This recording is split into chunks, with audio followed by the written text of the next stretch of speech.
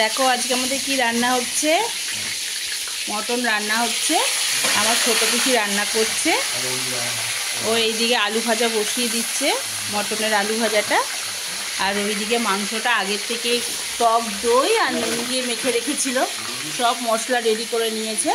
এবার এক এক করে এক একটা মশলা পরপর দেবে। আমি তোমাদেরকে ভিডিও করে দেখাচ্ছি ও কিভাবে মটনটা রান্না করে। বন্ধুরা, আমার পিসিরা খুব ভালো রান্না করে, পুরো বিয়েবাড়ির হার মানিয়ে দেবে, এত সুন্দর রান্না করে। আমি ওদের থেকে কিছু কিছু করে শিখেছি। মাঝে মাঝেই তো আমি রান্নার ভিডিও দিই, জানোই, ওদের থেকেই শেখা। করে সব মশলা দেওয়া হচ্ছে। এই আদা বাটা দিচ্ছে বন্ধুরা। অনেকটাই মাংস, 4 কেজি মাংস, তো এই পরিমাণে 4 কেজি, আমরা অনেকজন, এই জন্য 4 কেজি রান্না হচ্ছে। এটা হচ্ছে রসুন বাটা দিচ্ছে বন্ধুরা, সব আলাদা আলাদাভাবে বেটে রেখেছে।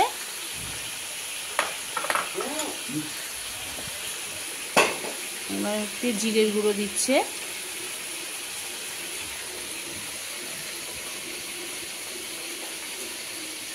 আমি ওদের থেকেই রান্না শিখি মোটামুটি।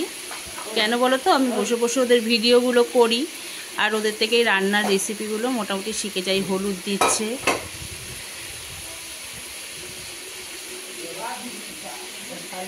হ্যাঁ, এটা হচ্ছে ঝাল লঙ্কার গুঁড়ো দিচ্ছে।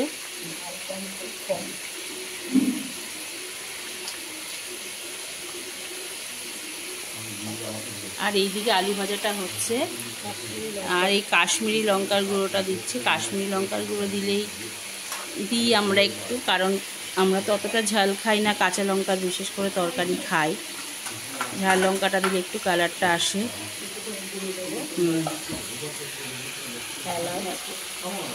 গোটা গরম মশলা, এলাচ, লবঙ্গ, দারচিনি, গোটা সব গোটা মশলাগুলো, জয়িত্রী, জায়ফল, এগুলো দেখো একটা ছোট্ট কিউটি পাই, একটা হামল দিস্তা আছে, ওটার মধ্যে দিয়ে ও ওটাকে দেখো হামল দিস্তার মধ্যে ওগুলোকে সব একটু ইয়ে করে নিল, ভেঙে নিল। এবার এগুলো মাংসের ওপর ছড়িয়ে দিচ্ছে,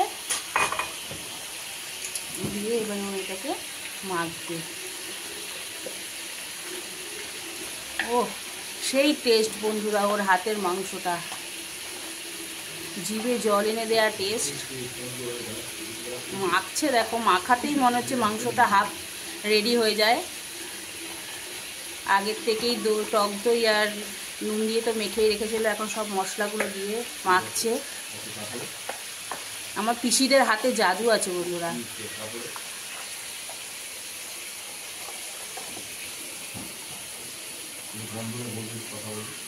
এবার দেখুন একটু সরষের তেল দিয়ে দিচ্ছে।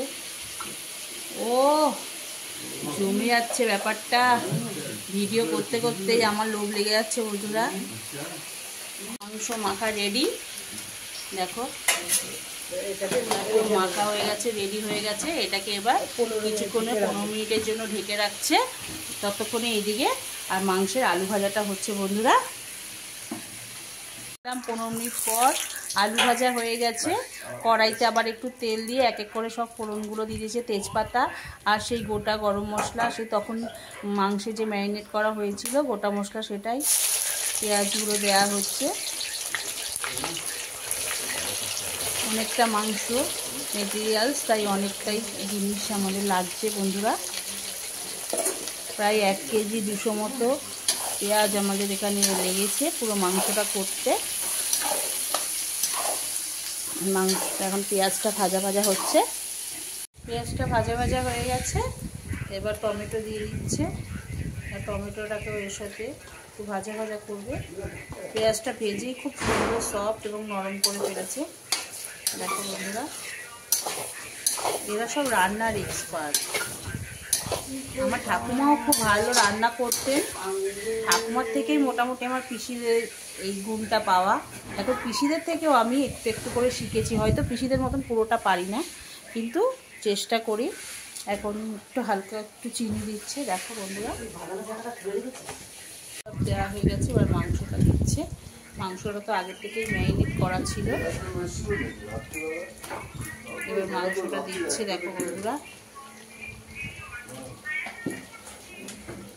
অনেকটাই তো মাংস। এখন বাড়িতে তো আমরা অনেক লোক একসাথেই রয়েছি, বাড়িতে তো অনুষ্ঠান পর্ব চলছে, তাই অনেকটাই।